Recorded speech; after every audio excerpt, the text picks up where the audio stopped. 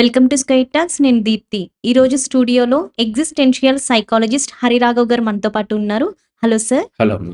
Sir, ఫేస్‌బుక్‌లో నిన్న post చేసినటువంటి ఒక కథ హ్మ్. చాలా డిఫరెంట్‌గా వినిపించింది హ్మ్. సార్. ఆ అమ్మాయే ఈ అమ్మాయి అని హ్మ్. పోస్ట్ చేశారు. హ్మ్. అది మీ మాటల్లో వివరించండి. రైట్. ఇది కేస్ స్టడీస్. కొన్ని నేను 2018, 19 టైంలో వచ్చినటువంటి కేసుల్ని కొన్ని వాస్తవాలను కలిపి కొంత కల్పితం. అంటే ఈ సైకాలజిస్ట్‌ల దగ్గరికి వచ్చేవాళ్ళు వాళ్ళ యొక్క హ్మ్. ఇన్ఫర్మేషన్ కాన్ఫిడెన్షియల్‌గా ఉండాలి. అంటే రహస్యంగా ఉండాలి. హ్మ్. బయటికి చెప్పకూడదు. హ్మ్. బయటకి చెప్పకూడదు కాబట్టి బయట ప్రజలకి ఈ సమస్యల గురించి తెలియకపోవటం వల్ల వాళ్ళు బయటకి రాలేకపోతూ ఉంటారు. అంటే ఎవరైతే సైకాలజిస్ట్‌ని అప్రోచ్ అవ్వాలో వాళ్ళకి ఇది ఇటువంటివి జరుగుతాయి ప్రపంచంలో అని తెలియక వాళ్ళు బయటికి రాలేకపోతూ ఉంటారు. వచ్చిన వాళ్ళది బయటికి చెప్పడానికి వీల్లేదు. ఇదొక సంక్లిష్టమైనటువంటి స్థితి. ఈ స్థితిని నేనేం చేశానంటే 2018, 19 దాదాపుగా 2020లో గూడా కొంతకాలం పాటు నేను చేసినటువంటి కేసులు కొన్నిటిని ఒక 2, 3 కలిపి హ్మ్. ఒకే దాంట్లో కేస్ తీసుకోం. అంటే అన్నీ మనం బయట చెప్పడానికి కుదరవు.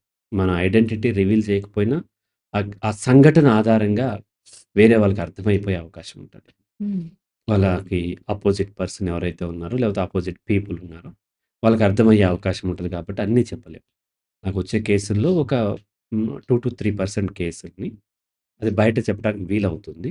స్టిల్ పేర్లు మార్చి హ్మ్. అండ్ ప్రాంతాలు కూడా మార్చి అండ్ 2, 3 కేసుల్లో కలిపి హ్మ్. ఒక కేస్ స్టడీ తయారు చేస్తాం. ఓకే. అలా కేస్ స్టడీలు అప్పుడప్పుడు పెట్టినవన్నీ కూడా దాదాపుగా 80, 90 కేస్ స్టడీస్.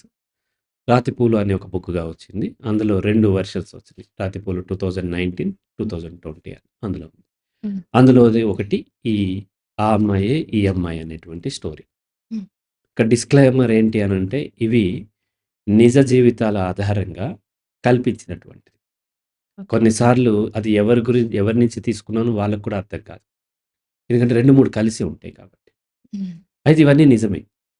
హ్మ్. కానీ వాళ్ళు కాదు. అలాగే వచ్చేసి ప్రాంతాలు, పేర్లు, వయస్సులు చాలా వరకు మార్చటం జరుగుతుంది. కొంత యాడ్ చేయటము, కొంత దాంట్లోంచి కొంత తీసేయటం కూడా జరుగుతుంది. ఎందుకంటే కొంత ఇంట్రెస్టింగ్‌గా ఉండటం కోసం. సహజంగా మన సమాజంలో ఏ హ్మ్. స్టోరీలో అయినా విలన్‌లు, హీరోలు ఉండరు. హ్మ్. ఎవరి యాంగిల్‌లో వాళ్ళు కరెక్టే అని అనిపిస్తూ ఉంటది.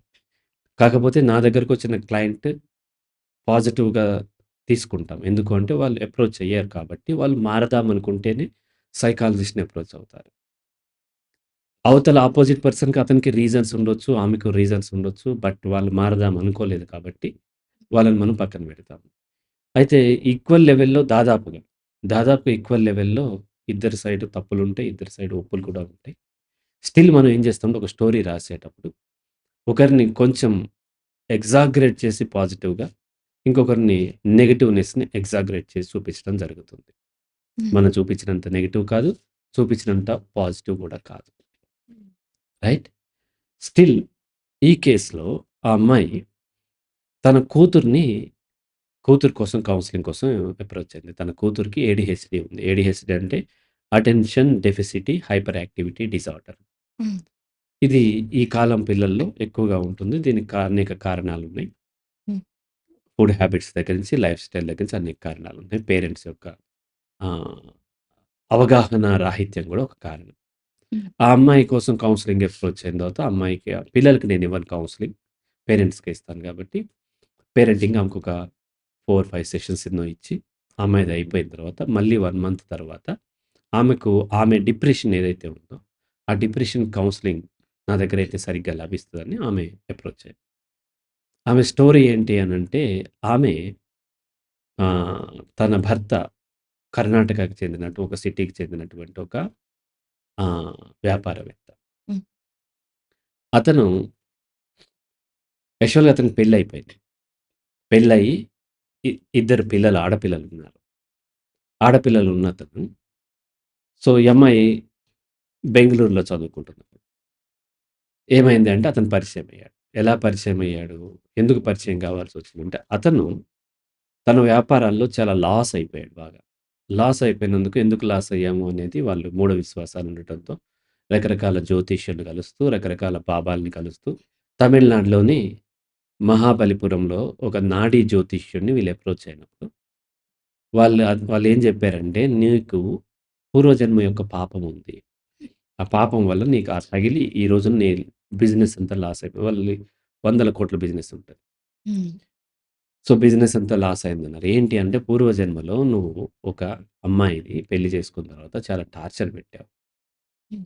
నీ టార్చర్ తట్టుకోలేక ఆ అమ్మాయి గర్భవతిగా ఉండిగా బావిలో దూకి సూసైడ్ చేసుకుంది. ఓకే. అందుకని నీకు ఈ ఇలా జరిగింది హ్మ్. అని చెప్పారు.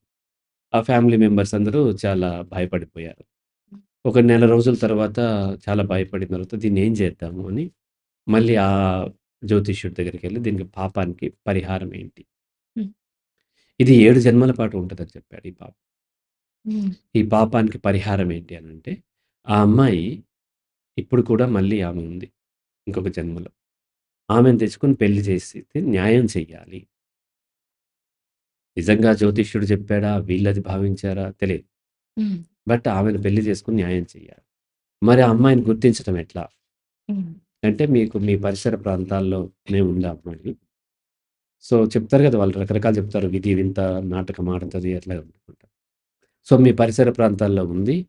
మీ పరిసర ప్రాంతాల్లో ఉన్నటువంటి పెళ్ళిటికొచ్చిన ఆడపిల్లల యొక్క వేలిముద్రలు తీసుకురండి హ్మ్. అని చెప్పారు. చెబితే ఇక ఆ కుటుంబం మొత్తం ఎవరిది వేలిముద్రలు ఏదో ఒక విధంగా తీసుకోవటం, పంపించడం అట్లా కొంతకాలం గడిచింది. కొన్ని నెలలు గడిచింది. ఎంతమంది వేలిముద్రలు పంపించినా అతను రిజెక్ట్ చేస్తూ ఉన్నాడు. కాదంటున్నాడు. హ్మ్. అయితే ఇతని యొక్క చిన్న చెల్లెళ్ళు ఇతనికి చాలా మందున్నారు. చిన్న చెల్లి ఆమె కూడా బెంగుళూరులో చదువుకుంటుంది. ఆ అమ్మాయి ఇన్సిడెంటల్లీ ఈ అమ్మాయి యొక్క క్లాస్‌మేట్. ఓకే. ఆమె గూడా కండక్ట్ చేస్తుంది. ఎందుకంటే వాళ్ళ యొక్క కుటుంబ ఇది కదా! హ్మ్. వ్యాపారం గదా! ఆమె గూడా కలెక్ట్ చేస్తూ తన ఫ్రెండ్‌ది గూడా కలెక్ట్ చేసింది. ఈ అమ్మాయి. ఈ అమ్మాయి 18 ఇయర్స్ అప్పుడు. ఈ అమ్మాయి కంటే 14 ఇయర్స్ పెద్దోడు తను. హ్మ్. ఇద్దరు పిల్లలు గూడా ఉన్నారు. సో, ఆ ఫ్రెండ్‌ది గూడా కలెక్ట్ చేసేసరికి అన్నీ పంపించినప్పుడు ఏదో ఒక విధంగా ర్యాండమ్‌లీ అతను ఏం చేశాడంటే నాడీ జ్యోతిష్యుడు ఈమెది ఈ అమ్మాయే ఆ అమ్మాయి అని చెప్పాడు. ఓకే. అప్పుడు ఏదైతే సూసైడ్ చేసుకున్న అమ్మాయి ఆ అమ్మాయే ఈ అమ్మాయి అని చెప్పాడు. చెప్తే ఈ అమ్మాయిని పెళ్లి చేసుకుంటే మనకు ఏమవుతది? ఆ పాప పరిహారం జరిగి మళ్ళీ బిజినెస్‌లో లాభాలొస్తాయి. తర్వాత జన్మలు తర్వాత చూద్దాం. ఈ జన్మకైతే ముందు. ఓకే. ఎలా అంటే అప్పటి నుంచి మొత్తం స్కెచ్ చేశారు. స్కెచ్ చేసిన తర్వాత ఇతను బెంగుళూరు చేరుకున్నాడు. హ్మ్. బెంగుళూరు చేరుకొని అతను ఆమెను ప్రేమించానని చెప్పి వెంటబడుతున్నాడు. అమ్మాయి మామూలుగా అప్పర్ మిడిల్ క్లాస్‌కి చెందింది. భయపడిపోతుంది. చిన్న పిల్ల గదా! హ్మ్. భయపడిపోయి ఆమె రిజెక్ట్ చేసింది. ఆమె నలుగురు మగపిల్లల తర్వాత పుట్టినటువంటి ఐదో ఆడపిల్ల. హ్మ్. నలుగురో, ఐదుగురో ఉంటారు. చిన్న అమ్మాయన్నమాట. సో, అల్లారు ముద్దుగా పెంచుకున్నారు ఫ్యామిలీ అంతా. హ్మ్. తనకి భయం భయంగా ఉంటది కాబట్టి, సో, ఆమె రిజెక్ట్ చేసింది. హ్మ్. అయినా అబ్బాయి వెంటపడటం, కొంచెం వయలెంట్‌గా బిహేవ్ చేయటం, సెల్ఫ్ హార్మ్ చేసుకోవటం, చేతులు కోసుకోవటం, తల గోడకు బాదుకోవటం, హ్మ్.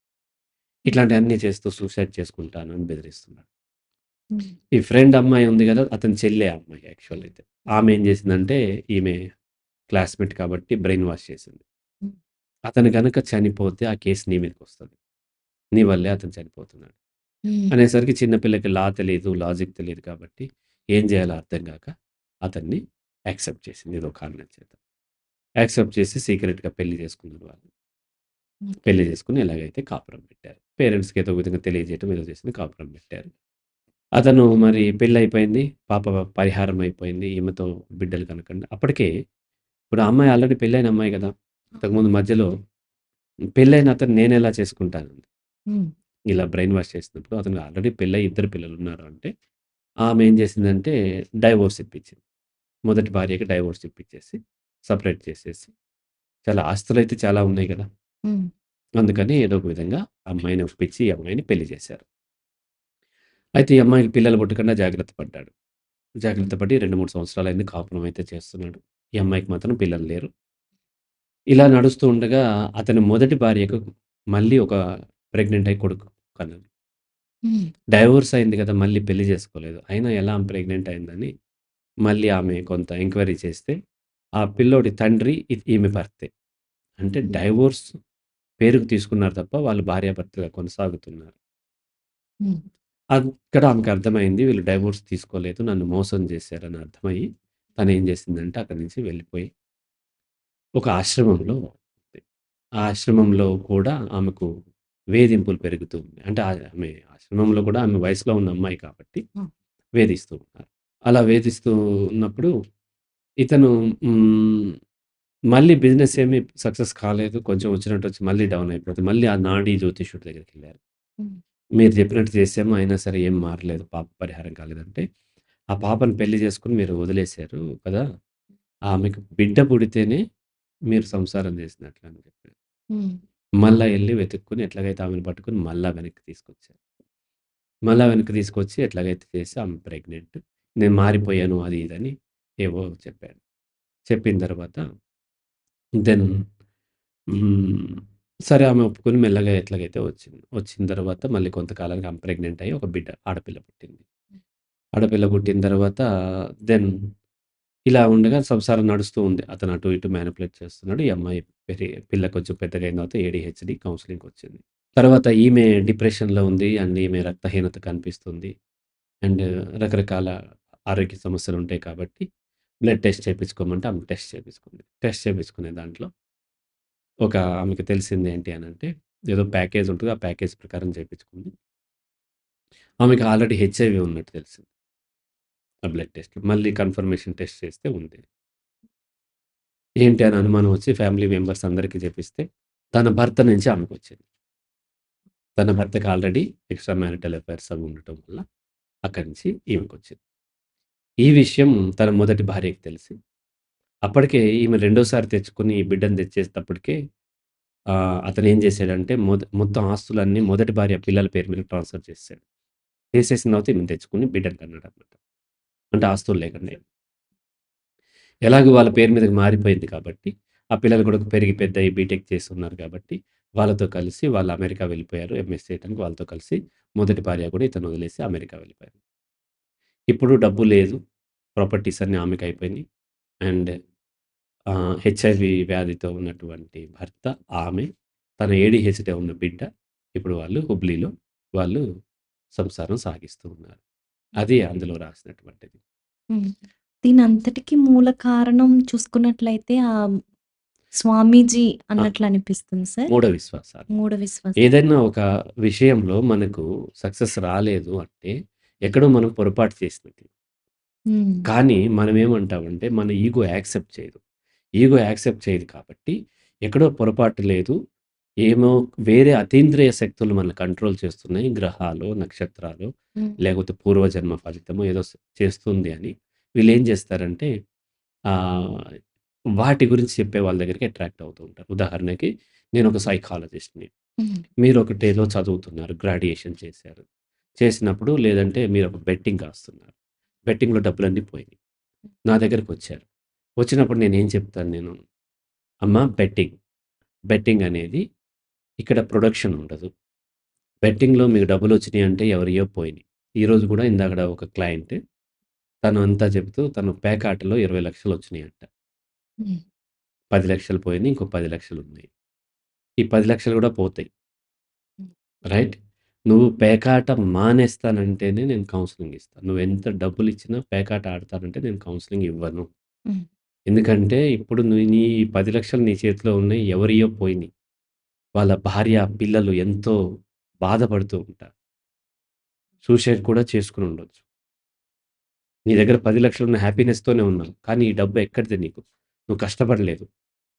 అడ్డగోలుగా వచ్చింది. ధర్మరాజు అంతటోడు గూడా జూదంలో ఏం జేశాడు? తన భార్య, పిల్లల్ని తన మొత్తం రాజ్యాన్ని, భార్యని అందరిని కూడా ఫణంగా పెట్టాడు. ధర్మరాజే కంట్రోల్ కాలేదు. కాబట్టి పేకాట మానేస్తానంటేనే కౌన్సెలింగ్ ఇస్తా అని జెప్పాను నేను.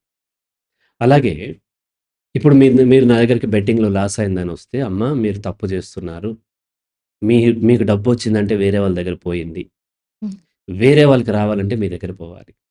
ఇక్కడ ప్రొడక్షన్ లేదు. మనం ఒక వ్యవసాయం జేస్తే, మనం కష్టపడితే పంట వచ్చింది. అది ప్రొడక్షన్. హ్మ్. కానీ ఇక్కడ ఏం ప్రొడక్షన్ లేదు. ఒకరి దగ్గర నుంచి ఒకరి డబ్బులు ఇంకొకరి దగ్గర డబ్బులు పోతుంది తప్ప వేరేదేమీ లేదు. దీంట్లో మళ్ళీ ఆ బెట్టింగ్ సంస్థలుంటాయి కదా! వాటికి కమిషన్ ఉంటుంది. అని చెప్పి నిజం చెప్పినప్పుడు అది కొంచెం చేదుగా అనిపిస్తుంది ఆ నిజం. హ్మ్. అదే మీరు అక్కడి నుంచి జ్యోతిష్యుడు నా పక్కనే ఉన్నాడనుకుందాం. అతని దగ్గరికెళ్తే అతనేం చెప్తాడు? "అమ్మా మీ గ్రహాలు బాగోలేదు. ఇది రైట్ టైమ్ ఇప్పుడెళ్లి కాయండొచ్చేస్తది." కదా! అలా అక్కడేమవుతుంది? మీ తప్పేమీ లేదు. మీ గ్రహాలు బాగోలేదని చెప్తున్నాడు. హ్మ్. కాబట్టి ఎప్పుడైతే గ్రహాలు బాగోలేదు, నా తప్పేమీ లేదన్నప్పుడు ఈగో సాటిస్ఫై అవుతది. కాబట్టి ప్రజలందరూ ఏం చేస్తారంటే ఈగో సాటిస్ఫై ఎక్కడ అవుద్ది కాబట్టి అక్కడ నమ్ముతూ ఉంటారు. అలా వెళ్ళి జ్యోతిష్యాన్ని వాటిని నమ్మి అతను బిజినెస్ డ్యామేజ్ అయింది లేకపోతే లాస్ వచ్చిందంటే అర్థం అతను ఎక్కడో మిస్టేక్స్ చేశాడు. హ్మ్. వేరేది ఉండదు. కానీ జ్యోతిష్యులు ఏం చేస్తారంటే వాళ్ళ పబ్బం గడిపించడం కోసం మీదేమీ మిస్టేక్ లేదు. మీ ఎక్కడో గ్రహాలు అనుకూలించలేదు, నక్షత్రాలు అనుకూలించలేదు, లేకపోతే ఇంకోటేదో ఉంది. పూర్వజన్మ సుకృతము, ఇంకోటి అని చెప్పినప్పుడు నిజమే అనుకుని వాటికి అట్రాక్ట్ అవుతారు. నిజానికి అటువంటివి ఉండవు. హ్మ్. లైఫ్‌లో షార్ట్ కట్స్ ఉండవు. మీరు కష్టపడి పని చేస్తే ఫలితం వస్తది. హ్మ్. పని చేయకుండా మీరేం చేసినా రాదు. పని చేస్తే ఖచ్చితంగా వస్తది సార్. అదృష్టం కలిసి రావాలి కదా! నో. నో. పని చేసినప్పుడు ఎక్కడో మిస్టేక్స్ జరిగి ఉంటాయి. మనకి రాలేదు పని చేసినా అంటే ఎక్కడో మిస్టేక్స్ ఉన్నాయి. వాటిని సరిదిద్దుకోవాల్సిన అవసరం ఉంది. హ్మ్. అంతే తప్ప అదృష్టము, దురదృష్టము, గ్రహాలు లేకపోతే నక్షత్రాలు, పూర్వజన్మ సుకృతం ఏమీ ఉండవు. హ్మ్. ఒక రాయితో మూతి మీద కొట్టుకోవడం. పూర్వజన్మ సుకృతం ఏమున్నా పళ్ళైతే రాలుతాయి. గ్రహాలను అనుకూలించినా, అనుకూలించకపోయినా పళ్ళైతే రాలుతాయి. కదా! జ్యోతిష్యం ఎప్పుడైతే నమ్మటం మొదలుపెడతామో అప్పటినుంచి శని మొదలవుతుంది. హ్మ్. ఎప్పుడు శని అంతరిస్తాడంటే నమ్మటం మానేసినప్పుడు మిమ్మల్ని మీరు నమ్ముకొని, మీ పని మీరు చేసినట్లయితేనే జీవితం బాగుపడుతది. ఖచ్చితంగా అమ్మాయి జీవితము, ఆడపిల్ల జీవితము వీళ్ళ జీవితాలన్నీ నాశనం అవ్వటానికి కారణం మూఢ విశ్వాసాలు. Thank you sir. చూసారు కదండీ! ఇలాంటి మరికొన్ని విశేషాలతో మళ్ళీ మీ ముందుంటాం. అంతవరకు సెలవు. నమస్తే.